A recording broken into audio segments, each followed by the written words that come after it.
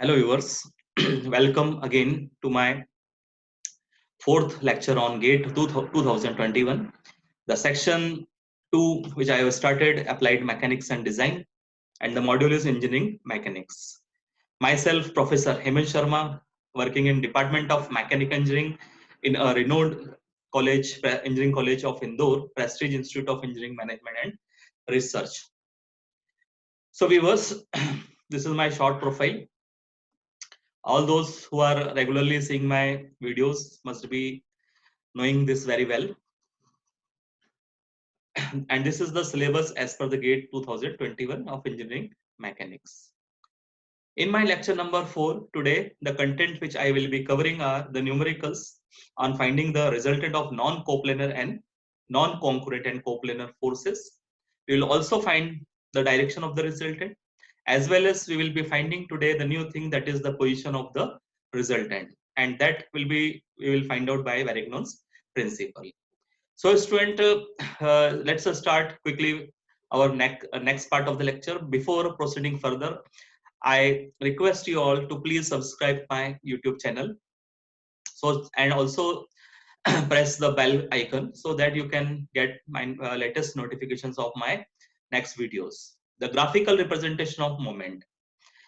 Um, if, for example, there is a triangle OAB, and as you all know that force is a vector quantity, therefore force can be represented by a straight line on taking particular scale. And if the triangle consists of one side AB as the force P, and if we drop a perpendicular, that is altitude, from the opposite vertex of the side AB, that is from O to OC, perpendicular to AB, then as per the calculation or say method, we will draw the conclusion that the moment of the point P about O can be written as P multiplied by OC, and P can be represented by AB into OC, and AB into OC is equal to twice the area of the triangle AOB. Therefore, this is the graphical representation of moment. If in a triangle, one side of the triangle represents the force and its opposite vertex at which we will find the moment, then the moment will be calculated by the area of triangle multiplied by twice. So students, as you all know that in my last lectures, I already discussed what is moment. Today I will be discussing that how many types of moments are there, what are the units of moment. As you all know that moment is the force multiplied by perpendicular distance, and the unit of force is Newton, kilonewton, and the distance unit is meter, millimeter, centimeter. Therefore, the unit of moment will be kilonewton meter, Newton meter, Newton millimeter, Newton centimeter, Newton meter, and so on. So, how many types of moments are there? Very simple. There are two types of moments, that is clockwise moment and anti-clockwise moment.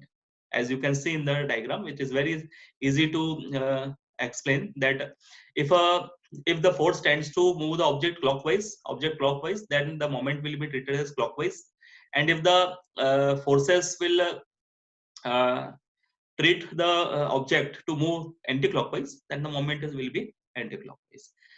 But the sign conventions says that the the sign of moment will be opposite to the sign of force, because if a force is applied downwards, then the moment will be upward. Okay, and so moving further, what is Varignon's principle? Once again, as we have already discussed in last lectures, but once again I will be stating the principle that if a number of coplanar forces, the forces may be concurrent and may be non-concurrent, are acting simultaneously on a particle, the algebraic sum of the moments of all the forces about any point is equal to the moment of their resultant force alone about the same point. Let us take the example of one of the examples, a uniform plank ABC.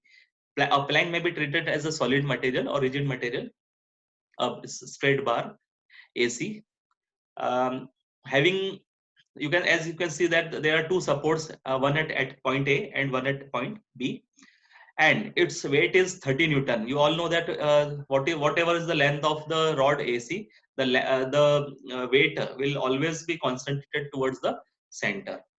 And 2 meter long is supported at one end A, and at a point B 1.4 from A as shown in figure. Find the maximum weight that can be placed at C so that the plank does not topple. Topple means turn. So here, if we find as you all know that there are two laws of equilibrium. Laws of equilibrium. First is the summation of F is equal to 0. It consists of two parts, summation H is equal to 0, summation V is equal to 0. And second is summation of M at any point of the object is equal to 0. These are the condition of equilibrium. Here we apply the condition of equilibrium, second condition, that is taking the moment about B and equating the same. We will equate the moment at about point B and equate equal to 0. As you all know that moment should be considered, sign convention should be considered as downward positive or upward negative and vice versa, maybe. So 30 multiplied by 0.4. Where is 30? Here 30. 30 Newton about B, it is an anti-clockwise moment. Therefore 30 into 4, it will be equalized by W weight multiplied by its distance from the B point. The weight W is acting at C, and the distance between perpendicular distance between C and B is 0.6. So here 0.4, where does this 0.4 comes from? Look here that AC is equal to 1.4 and the center will be situated exactly at 0.7 from either side, and this is already 0. You can see here that this is here given that to the load 30 Newton, it is acting at 1 meter from A. Therefore 1.4 minus 1 meter, the remaining part is 0.4. The center of the rod where the weight is acting 30 Newton, its distance from B point will be 0.4. So calculating, we get W is equal to 20 Newton. Okay. Quickly we switch on to the next question. As per the given in the question here, two halves of a round homogeneous cylinder are held together by a thread wrapped around the cylinder with two weights each equal to P attached to its end as shown in the figure. We can see here that for solving this question, we will two halves of the round homogeneous cylinder, we will take one half here, and the load on one side we will take, that is left hand side load P, and the other P load will be acting at tangentially to the ending point of the semicircle, or say half of the cylinder, that is here this point P. Here the load P will be acting perpendicular, and the center of gravity, as you always know that if the semicircle, center of gravity of a semicircle will be at a distance of 4r by 3 pi from the base. Okay, and at the center of gravity G, the load, because it is half, we are taking half cylinder, therefore we will be taking W by 2 as the load of this half cylinder. And now we will be equating the equilibrium law, or say equating the moment about point A. So we can look here that P multiplied by the distance R, W by 2 multiplied by the distance 4r by 3 pi.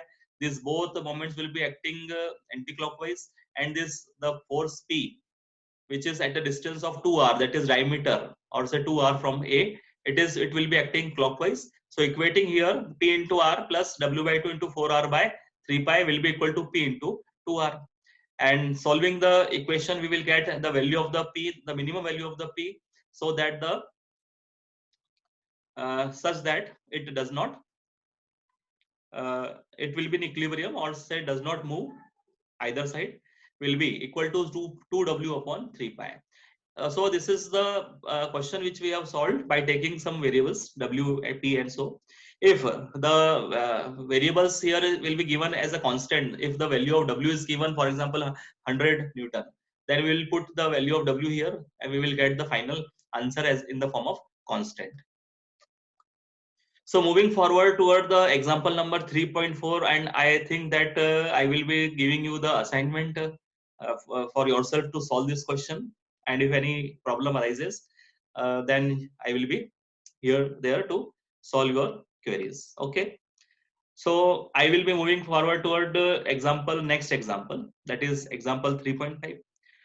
Here I will be finding the position of the position of the resultant. The question states that there are three forces 2p, 3p and 4p respectively acting along three sides of an equilateral triangle of side 100 mm taken in order, which is shown in the figure here. The system of the find the magnitude and position of the resultant force. First of all, we will assume that at equilibrium, or say maybe equilibrium, maybe not in equilibrium, but we will be finding the horizontal component of all the forces, and we will find the value of that horizontal component, that is summation h. Here will become as 2p cos 0, because the 2p is in x direction. We will always take the directions of the forces anti-clockwise from x-axis, positive x-axis. So therefore, 3p force will be having an angle of 120 degree. Therefore, 3p cos 120 plus 4p, because this is an equilateral triangle. Therefore, 3p will be in the 120 degree direction and 4p will be in the 240 degree direction from positive x-axis taken anti-clockwise. So 4p cos 240 degree, and solving we will get minus of 1.5p. Similarly, equating or resolving all the forces vertically, we will get 3p sin 60 degree, because 2p sin 60, or say, yes, sorry, sin here 0 degree. So sin 0 is equal to 0. Therefore, 2p component, perpendicular component, vertical component of 2p will be 0. Therefore, taking only 3p sin 60 degree, and 4p sin 60 degree will be acting downward. Therefore, taking the sign as negative, because 3p will be acting upward.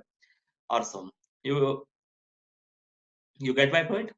And finding the final value of sigma v as minus of 0.866p. Here we can see here that summation h comes out to be negative, summation v comes out to be negative. And as per I have mentioned in my last lecture number 3, that there are 4 cases. If summation and summation v comes out to be negative, therefore the equivalent resultant will be acting in the third quadrant, that is the angle between 120 degree and 270 degree. First of all, we will find the value of the resultant, that is r is equal to summation of under root of summation h square plus summation v square, and the value comes out to be minus of 1.5 p whole square plus minus 0.866 p whole square, and it comes out to be 1.732 p. Now we will find the position of the resultant force. So here, if mentioned in the question that you have to find the position from A or B or C, then we will be finding as per the given requirement in the question. But here the question it is not given that from which point we have to find the position. Therefore, tentatively or by thumb rule, we will take any one of the points, say point B. From point B, we assume that the resultant will be acting at a perpendicular distance at a x distance from B. Therefore, the resultant will be creating at B, the resultant will be creating the moment of 1.732 p into x, and this moment resultant of the moment of the resultant alone will be equal to the summation of all the moments of all the forces about that p alone.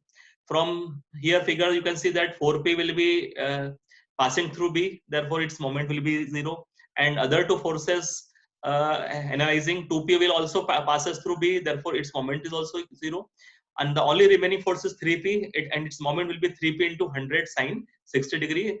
The 100 sine 60 degree comes from the trigonometry part. You can solve and check, and we will find the value as 259.8p, and further solving x we will get the value of x as 150 millimeter from point B. Therefore, the resultant of 1.732p will be acting at a distance, perpendicular distance of x is equal to 1.150 mm, or say 15 centimeter or 0.15 meter from the point B. The moment already I have explained that moment of 2p and 4p will be 0.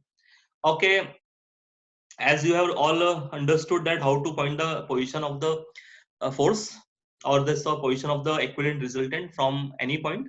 So here is the next example which I will be giving you as an assignment to solve by yourself, and if you are able to solve, then it's very good, and if not, then you will be free to contact me.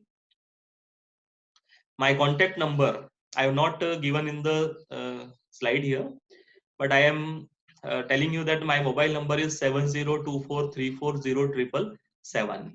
You can contact me for any type of queries. Okay.